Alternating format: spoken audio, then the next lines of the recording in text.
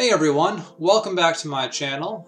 Today I just want to give a quick reaction to the Warhammer community's Warhammer Fest Day 1. Given my penchant for more fantasy-oriented types of games, Dungeons & Dragons, Magic the Gathering, Warhammer Fantasy back in the day, now Age of Sigmar, today was the day I was most excited about when Warhammer community announced they're going to be doing their week-long Warhammer Fest with all the releases and previews online. So, today I was logged in at 1 o'clock, I was at work, but I found, a corner to duck into, Skeleton Crew, Skeleton Crew.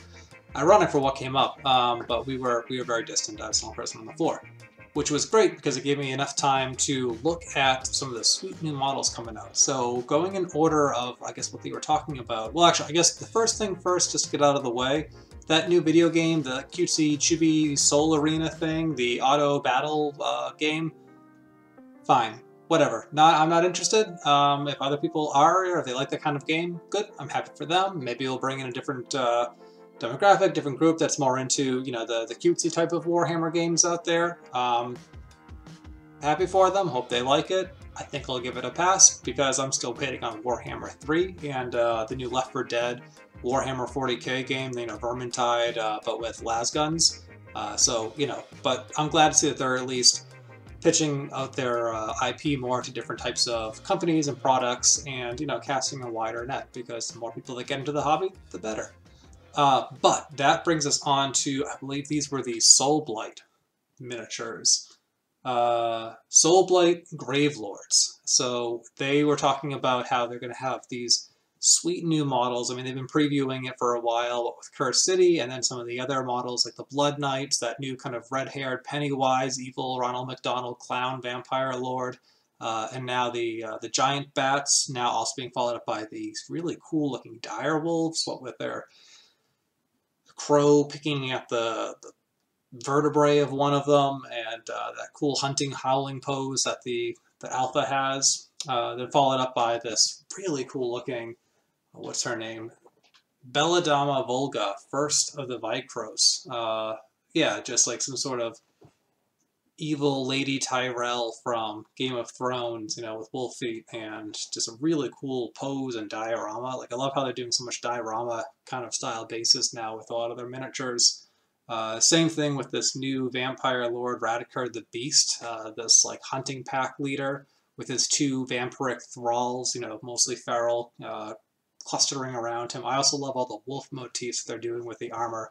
I think that's really cool, and that's something new, too. I mean, I know they're always working in their different types of iconography with their miniatures, so, the Chaos Star or the Hammer of Sigmar, but for having something that's just new. I think you've seen a little bit that rat vampire lord, too. There was sort of a rat motif symbol, but it could also, it looks similar to the wolf skulls too, or the wolf heads that they're doing. So I'm really liking this direction that they're going with. And then, of course, these ridiculous, what are they called? Vengorian Lord, or their character Lakuvai. Yeah, Lakuvai. Who's to say that I'm pronouncing that wrong? The Mother of Nightmares. For those of you that used to play War Machine or Hordes, I'm getting a lot of Legion of Everblight feel from this. That was kind of like this draconic winter elf ogre fusion nightmare thing with a lot of soulless, eyeless monsters. Night elves from Warhammer mixed with Alien, and you wouldn't be too far off with, with a big dragon kind of being the progenitor of all of this. And that's definitely the vibe I'm getting from this Vamptar, as I've seen it called on the internet. I think it's a really cool model. I love how the whole body is just very long and slender, those awesome curving talons, and then just where you imagine the head to be, there's a whole other torso with another, with a head and torso above that. But I think they look really cool. Definitely very striking, and you can see as an evolution from the old zombie dragon or Terrorgeist, those long spindly limbs and the hunching over the crumbling masonry, while still harkening back to some of the more classic vampire models from, I'd say, like the late 2000s or early 2000s, mid 2000s. But I think those are really sweet models. I'm excited to see those on the tabletop and see what people do with conversions and painting. Counts as too, especially for the chaos inclined out there. So that is that was really cool. I don't play death models. I used to have a Vampire Count's army back in the day, but I've mostly sold that off or disassembled it. But they got some really cool stuff. It's tempting to get into them. I mean, it's a little less tempting, now that Curse City is, for now at least, out of production. I imagine at some point they'll bring that back, but for now, it's nice for those who have it and nice for everyone else who doesn't, but likes to look at well-painted models, because people who have it, I think, definitely appreciate it and are churning out some really great work. Go check out Instagram or, Reddit if you guys want some really good examples of some really cool color schemes on really excellent models too.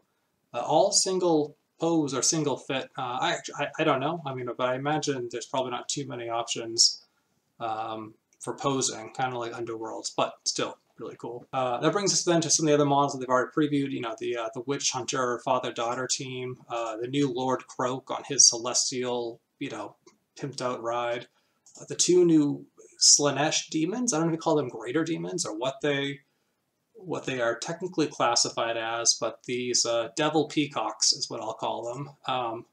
Love them. Think they're super cool. Also getting some sort of Mind Flayer vibes too, especially from the one with the one big frill or cloak behind her. It's giving me like from Baldur's Gate 3, that opening cinematic with the Illithids or Mind Flayers. Just really, really cool.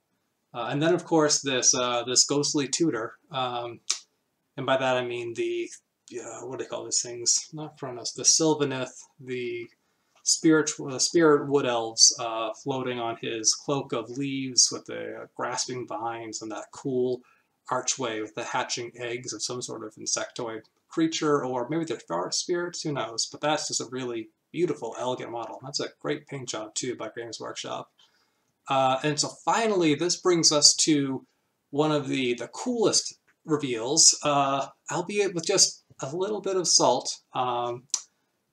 Kragnos, the living earthquake. So my friend and I actually were talking about this over the weekend. I just picked up the new Be'lakor book from Broken Realms, and I'm a big Chaos fan. I think I've talked about this in my other painting videos, but Be'lakor is a really special character to me. I've always enjoyed his part in the lore, and I'm glad to see him back. But I was thinking that the last 3 books, they've had 3 characters that have been around since forever, or well, at least Be'lakor. I don't know when he was first introduced. I became aware from, I guess, in the early 2000s, but like Teclis and Morathi have been around since I think the inception of Warhammer.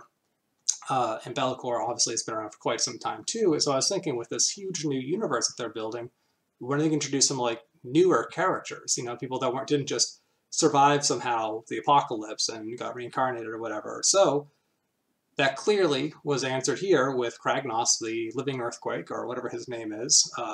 Amazing sculpt. I love what they did. Like, I was looking at that iconography because I was trying to figure out like what faction he belonged to, and with that sort of I don't know what you call it, Byzantine, Celtic, Aztecian kind of like design to his Maui. I don't. It's definitely something we haven't seen before from Games Workshop. Have some influences from the real world. I love like the kind of patina that they did on all of his weapons, but I was really hoping that they would do this as a Beastman model. I have a Beast of Chaos army languishing in a bag behind me, and they've always been one of my favorite armies, from the look and everything. And I actually have a unit of the old Centaurs, and so when I saw the art that they had for this guy, him overlooking the mountain, it looked like a Centaur. It looked like they were going to have something to do with the more Centaurs, or maybe the that guy from the last set of Dire Chasm. What was it, Dire Chasm? Beastgrave? Yeah, with the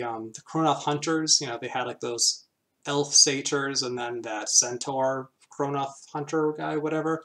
I thought it would be maybe tied into new Wood Elves, which would be cool, because those were always kind of like the stepbrother of Beastmen, the yin to their yang, or just, new Beastmen models, because, come on, that would be really cool. And instead, it went to Destruction, and I think that is good. I know that Destruction, they needed some new updates as well. I used to have a Gloomspite army. My cousin has it now, but like, they're fun. I haven't played a lot against Destruction, actually. I know that they are very good in the right hands, but there's not as many options for them, obviously, as Chaos or Order. And with Death getting a whole new army, it looks like, or at least a substantial boost to their current lineup, Destruction definitely needed a shot in the arm too. So Kragnos certainly seems to fit the bill. I just really hope that they do something for Beasts of Chaos soon. Like I could easily see them having some sort of war scroll where they can also fight in armies that include this guy. I mean, like he's a Centaur. He's just a huge Centaur that doesn't work for Beastmen yet. And even if he doesn't ultimately, that's fine. I've played Games Workshop long enough to know that if you hang in there for, a while and you're patient, usually your faith is rewarded. I mean, they have plastic Battle Sisters now, and they're all amazing sculpts. So, for people that never thought that was going to happen, miracles do come true. You just have to have faith points. So I'll keep holding up for my little furry cloven beastie boys. But until then, I'm very happy for Destruction. I'm just very happy for Games Workshop in general. This is a really sweet model. And again, it's a new character, hopefully a new way of kind of moving the story forward. I'm kind of expecting Warhammer Age of Sigmar 3rd edition coming out sometime soon, kind of at the end of this. Like I know like last time it was the whole Necro Quake and the I forget what it was, but when Nagash was up to his fuckery and he basically, almost took over the world or like cast everyone to undeath, and this gave him the last second, and then bam, 2nd edition came out. I would imagine something like that would happen following the conclusion of the Broken Realms books, but we'll see. But anyways, that is pretty much the long and short of it. I mean, that is just a really cool model. I'm interested to see what they're doing with the little effigies. They were talking about how these have been popping up around the mortal realms here and there, and they're wondering who could have built that. Is that maybe a indication of future armies coming out, or like a whole new race, or just maybe an expansion for goblins, kobolds? Probably not kobolds, but someone's been putting those down, and I don't know if we know who is doing that yet. So that'll be interesting to see what they come up with that, because I mean, there's still Saturday. That's the wild card day. Who knows what's going to be revealed then? All bets are off. Sky's the limit. I wouldn't put anything past them at this point. And I'd hope it'd be more Age of Sigmar stuff, since Warhammer 40k has 2 days of content. So we'll see. That is everything I have for now. I hope you guys got a chance to watch the release video. If not, I definitely recommend you go check it out on the Warhammer community site. I think it's like a 52-minute reveal. Definitely some cool content on there, so definitely worth checking while you guys are painting off your miniatures. Let me know what you guys think as well, what you guys were really surprised about, what you guys were really happy about, what you guys were less surprised, or well, less pleased with, if that's the case, and what you're hoping to see next, or what your plans are for the future models, how you can use them in your armies, any conversions. I'm a big fan of converting, so if you guys have any ideas already of like what you'd like to do with Kragnos or the new Soulblight vampires, I'd love to hear about it. Like the channel, or sorry, well, I hope you like the channel. Like the video if you enjoyed this. Subscribe if you want to see more content. I'll be trying to release more stuff once a week, some longer form video about the gaming hobby. So with that, thanks for watching. Keep kicking ass, and remember, whatever life throws at you, roll with it.